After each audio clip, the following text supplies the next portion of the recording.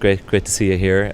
Just by way of introduction, for those who may not know me, Michael McGrath, Minister for Finance from Ireland, and this is my very first meeting of the Eurogroup, so really looking forward to meeting all of my colleagues and having a discussion about the current economic situation in the Eurozone, but immediately getting to know people and looking forward to building friendships and a good working relationship with all of my colleagues.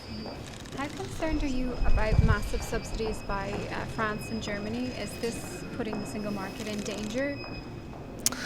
I think it's important that we respect the single market in all aspects. From an Irish perspective, we have always fully abided by the rules of engagement, the state aid rules. They are there to ensure that there is a level playing field, that there is capacity for fair competition in terms of winning investments and trade opportunities, and we expect that to be respected by all member states. And what's your read on the broader economic picture? Do you think there's reasons for optimism compared to what we would have thought a few months ago, for example?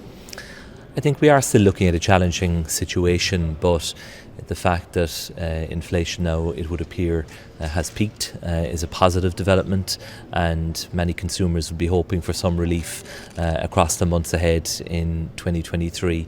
It is still going to be a challenging picture. I think this year much depends, of course, on developments in Ukraine, what happens with wholesale energy prices and consumer sentiment and confidence generally.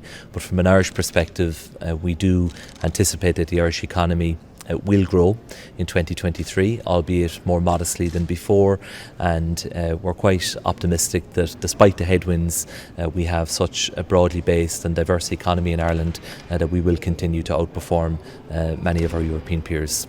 And how serious do you think the revelations about the non-declaration of election expenditure and donations by your cabinet fellow minister, Mr. Donoghue, are? Does that put in question his position as minister or indeed as president of the Eurogroup, do you think? I don't believe it does. Minister Donoghue has made a public statement now and taken questions from journalists just yesterday. He has amended his return to SIPO, and we know that a complaint was made to SIPO, and that now will be considered in the normal way by SIPO, and I think it's important that we respect everyone's right to due process. I have a very good working relationship with Minister Donoghue.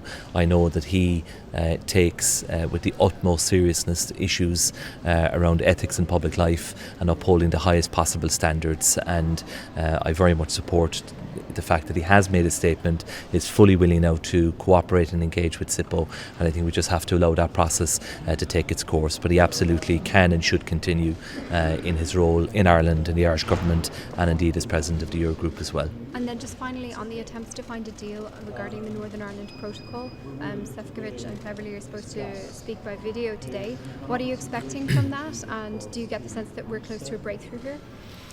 Well, certainly the mood appears to be much more upbeat and positive, and the discussions have been cordial, very professional.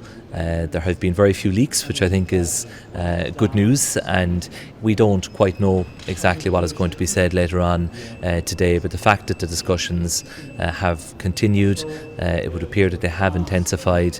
As you know, the Taoiseach and the Taoiseach were in Northern Ireland over the last number of days, and we continue to support the efforts to reach a negotiated agreement. We think it's in everybody's interest that there would be a settlement agreed to try to bring finality to the issues around the protocol and the day-to-day implementation of it, and we look forward to hopefully seeing more progress in the days ahead. Thanks very much. Thanks, Naomi. Thank you all.